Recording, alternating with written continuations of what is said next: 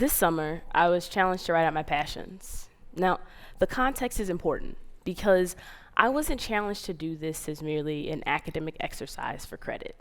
I was challenged to do this by one of my best friends, someone more like family, during one of the hardest seasons of my life. It was an offering, a chance to reclaim my passions after feeling completely lost, a means to reclaim my humanity. And ultimately, it was a gift that allowed me to name what I have to give and to radically imagine the future that I wanted. I'm passionate about Black women because we are only assumed and expected to feel in support of other people's salvation and knowledge consumption. I'm passionate about education because of the Black children who must mourn their own possibility because of a system not built for their success and a society that's not interested in their survival. I'm passionate about the hood because some of our greatest thinkers, including those same Black women and children, are on the corners, or they're in prison for existing on those corners. See, I approach the question of what are you passionate about as its own sort of intellectual process by which I mapped out what is today, I narrated the results of what was in the past, and I speculated on what might be in the future.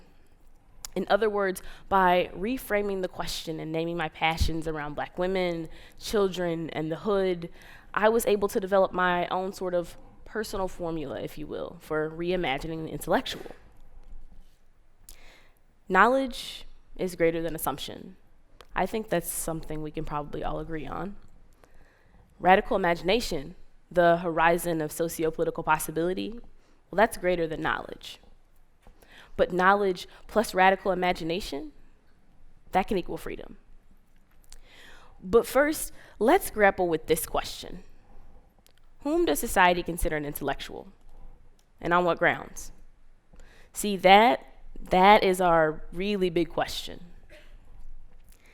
Intellectuals have traditionally been known as the people who make living off of the production and distribution of ideas. So the academic, if you will, or the ideological mouthpiece.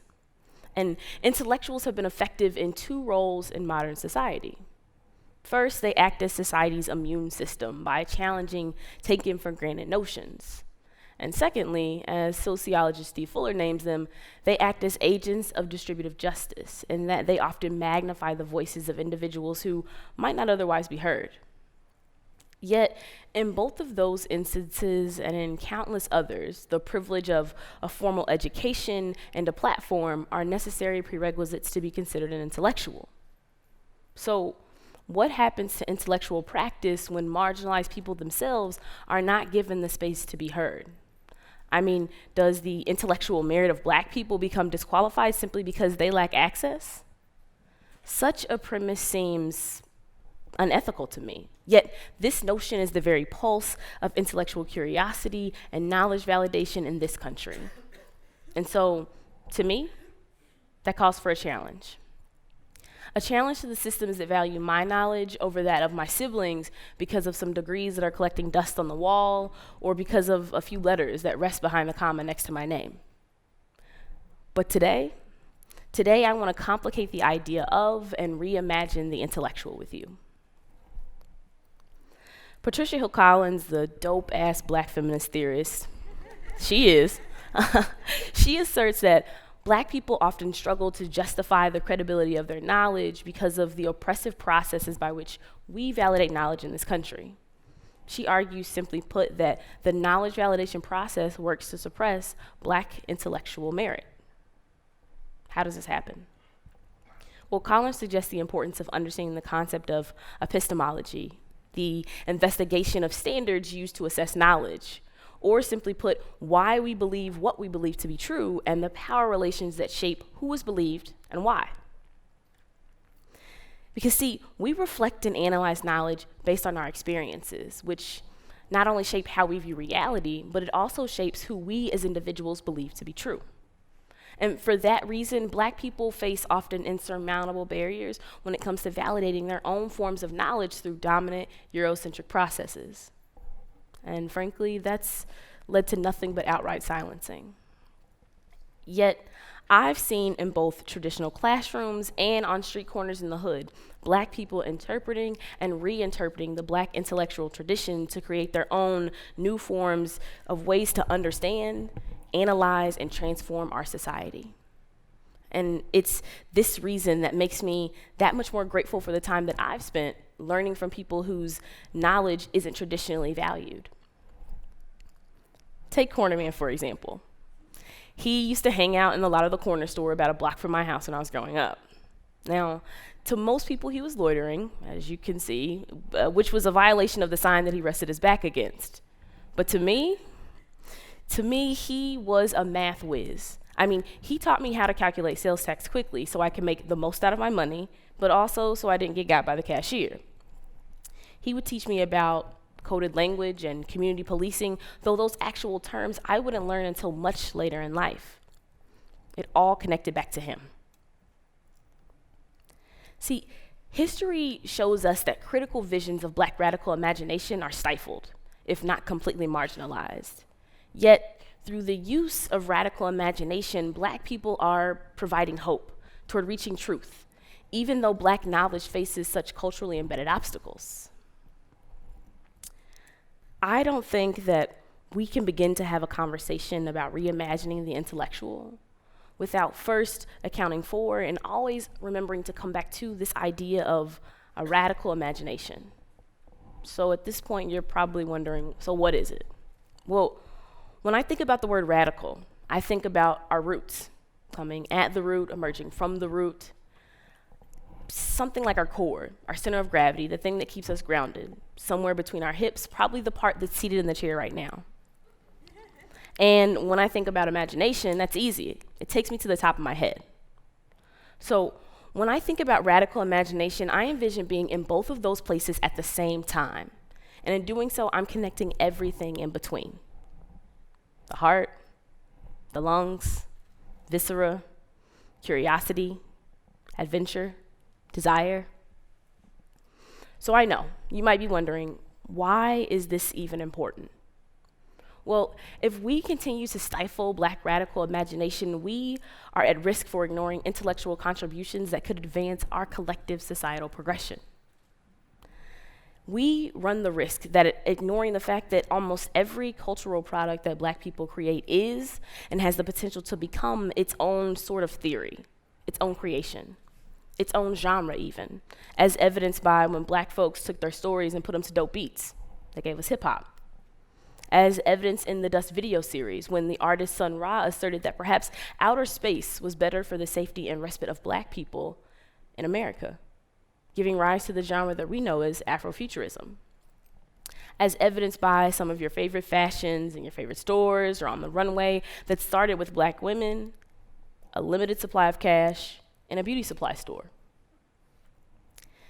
See, the intellectuals that I want to hear from are living. No, they're surviving below the poverty line, and their research interests know no bound of academic discipline. They include how to feed a family of 8 on government assistance, how to survive in a country that perpetually punishes you and relegates you to an underclass, how to protect the imagination of a Black child, how to survive an encounter with the state, how to find nourishment in a food desert, how to not become a statistic, how to survive in America. In his book, Freedom Dreams, distinguished professor Robin D.G. Kelley reminds us that progressive social movements don't just produce statistics or narratives of oppression, but they do what great poetry does. They transport us to another time and place. They compel us to relive horrors. But most importantly, they enable us to imagine and reimagine a new society. Black people have been the catalyst for intellectual production for so long, yet we still live in a society that doesn't view those abilities as the norm. I don't think that we can really be about this business of creating a newer, freer, more equitable society if we don't first consider this question. What would it look like if we accepted the organic ways that Black people move in and out of their intellectual production? I want to leave you with this thought. What would happen if every single person in this room thought of the hood, the block, the prisons, the places and spaces where Black people exist in great numbers due to systems far greater than their individual stories, not as blight or as social death, but as epicenters of intellectual curiosity? I want you to take a moment and think about all the transformative possibilities.